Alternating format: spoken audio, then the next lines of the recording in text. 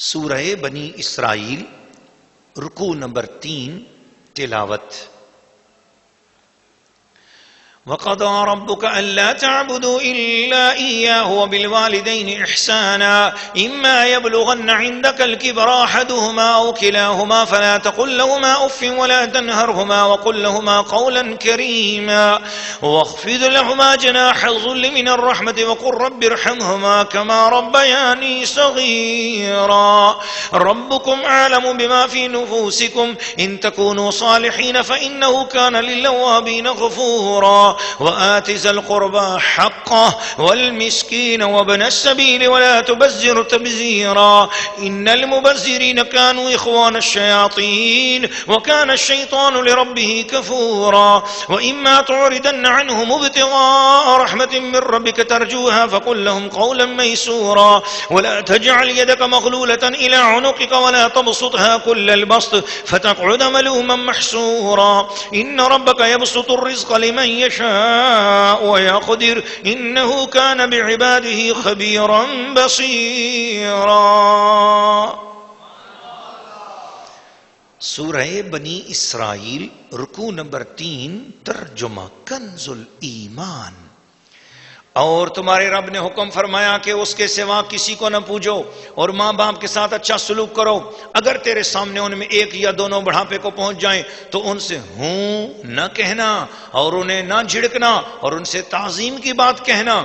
اور ان کے لیے عاجزی کا بازو بچھا نرم دلی سے اور عرض کر کہ اے میرے رب تو ان دونوں پر رحم کر جیسا کہ ان دونوں نے مجھے چھوٹپن میں یعنی بچپن میں پالا۔ تمہارا رب خوب جانتا ہے جو تمہارے دلوں میں ہے، اگر تم لائق ہوئے تو بے شک وہ توبہ کرنے والوں کو بخشنے والا ہے۔ اور رشتہ داروں کو ان کا حق دے اور مسکین اور مسافر کو اور فضول نہ اڑا، بے شک اڑانے والے شیطانوں کے بھائی ہیں اور شیطان اپنے رب کا بڑا ناشکرا ہے۔ اور اگر تو ان سے منہ پھیرے اپنے رب کی رحمت کے انتظار میں جس کی تجھے امید ہے تو ان سے آسان بات کہہ اور اپنا ہاتھ اپنی گردن سے بندھا ہوا نہ رکھ اور نہ پورا کھول دے کہ تو بیٹھ رہے ملامت کیا ہوا تھکا ہوا۔ بے شک تمہارا رب جسے چاہے رزق کو کشادہ دیتا ہے اور کستا ہے یعنی تنگی دیتا ہے، بے شک وہ اپنے بندوں کو خوب جانتا دیکھتا ہے۔ سورہ بنی اسرائیل رکوع نمبر 3 تفسیر۔ ناظرین و ناظرات، سامعین و سامعات، پچھلے رکوع میں جہاں پر اللہ کریم نے کافروں کی باتیں بیان کی اور پھر اللہ پاک نے اپنی شان بیان فرمائی، حساب و کتاب کی بات کی اور یہ بھی فرمایا کہ ہم انبیاء کو بھیجتے ہیں اور خوشحال لوگوں کو متوجہ کیا گیا، یہاں اس رکوع میں اللہ کریم نے فرمایا کہ اللہ کی بندگی کرو، یہ تیرے رب کا حکم ہے۔ اللہ کی بندگی کے فوراً بعد فرمایا وبالوالدین احسانا، ماں باپ کے ساتھ اچھا سلوک کرو۔ اس میں دو اہم باتیں ہیں، ایک ماں باپ کے ساتھ احسان کا حکم اپنی بندگی کے ساتھ کیوں دیا، اور دوسری بات یہ کہ اپنی بندگی کے ساتھ ماں باپ کی اطاعت کا حکم کیوں دیا۔ تو ایک بات تو یہ ہے کہ اس میں اپنی بندگی کا حکم دیتے ہوئے والدین کے ساتھ نیکی کا سلوک کا حکم اس لیے دیا کہ لوگوں میری بندگی کا مطلب یہ نہیں ہے کہ تم احترام اور تعظیم ہی چھوڑ دو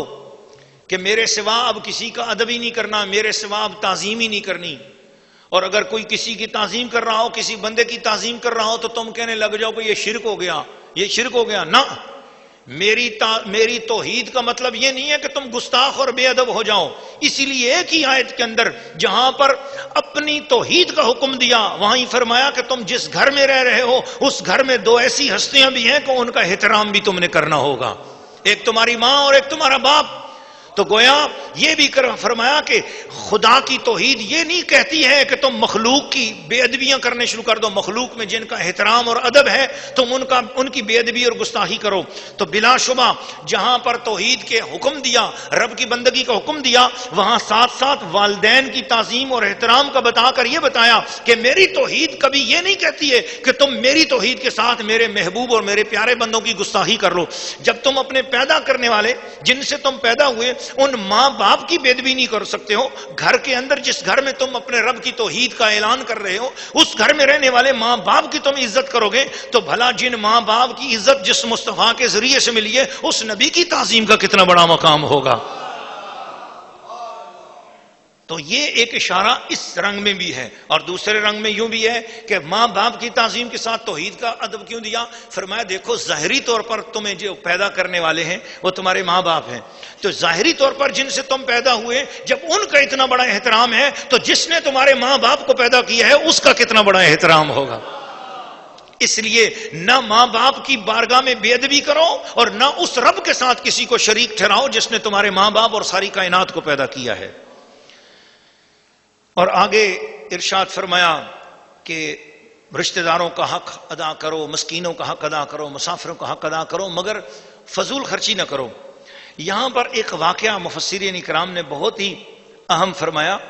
کہ یہ جو وآت ذی القربیٰ رشتہ داروں کا حق ہے، یہ ذی القربیٰ ہے۔ تو ذی القربیٰ میں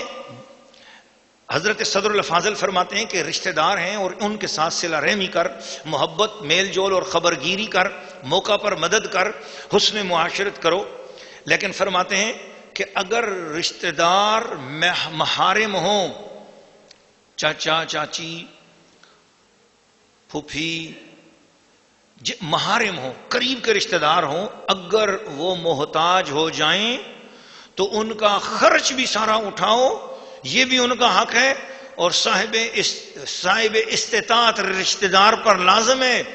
کہ وہ اب ان کی جلی کٹی باتوں کی پرواہ مت کریں، دیکھے کہ رشتہ دار غریب ہو گیا ہے تو پھر آگے بڑھ کر ساری صلح صفائیاں خود کریں اور ان کے خرچے بھی اٹھائے اور ان کی خدمت کریں۔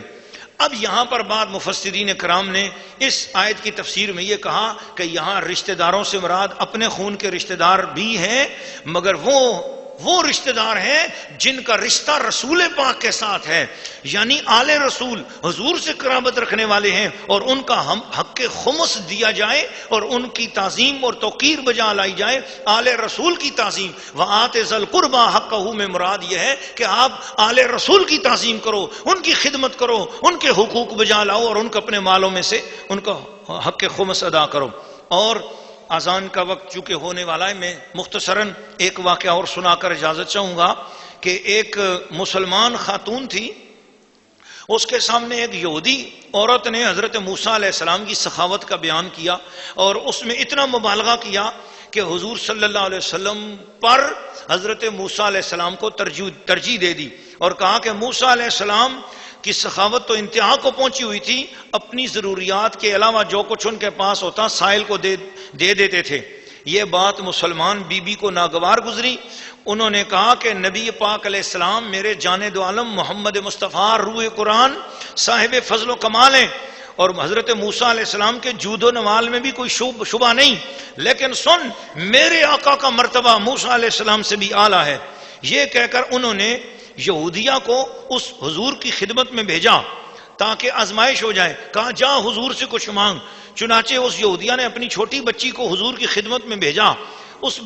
بچی نے جا کر کہا کہ میری امی کہتی ہیں کہ اپنا جو قمیض ہے، ایک قمیض چاہیے، قمیض کوئی عطا فرما دیں۔ اس وقت حضور کے پاس جو تن پہ پہنی ہوئی قمیض تھی اس کے علاوہ اور کوئی قمیض نہ تھی۔ رسول پاک صلی اللہ علیہ وسلم نے وہی قمیض اپنی اتار کر دے دی اور خود دولت سرا میں تشریف رکھے، شرم کی وجہ سے باہر تشریف نہ لائے، یہاں تک کہ اذان کا وقت آ گیا۔ اذان ہوئی، صحابہ انتظار کر رہے ہیں کہ حضور تشریف نہیں لائے، سب کو فکر ہوئی۔ جب وہاں پر دولت سرا میں پہنچے تو دیکھا جس میں مقدس پر قمیض نہیں ہے۔ اس وقت اللہ کریم نے یہ ان آیات کو نازل کیا اور فرمایا کہ اے محبوب، یہ تو آپ کی شان ہے کہ آپ نے اس کا دل رکھ دیا ہے، آئندہ اس طرح نہ فرمائیں، جو ہو عطا فرما دیں، جو نہ ہو تو اس کے نصیب کی بات ہے۔ محبوب آپ کے اوپر کوئی تنگی لازم نہیں ہے۔ اور اسی سے ایمان والوں کو بھی سبق ملا کہ جب بھی آپ کے پاس کوئی سوالی آئے اور اگر آپ سے کچھ مانگے، آپ کے پاس اگر ہے تو خوشی کے ساتھ دو، نہیں ہے تو آپ اسے کہو کہ اللہ تعالیٰ آپ کا بھلا کرے۔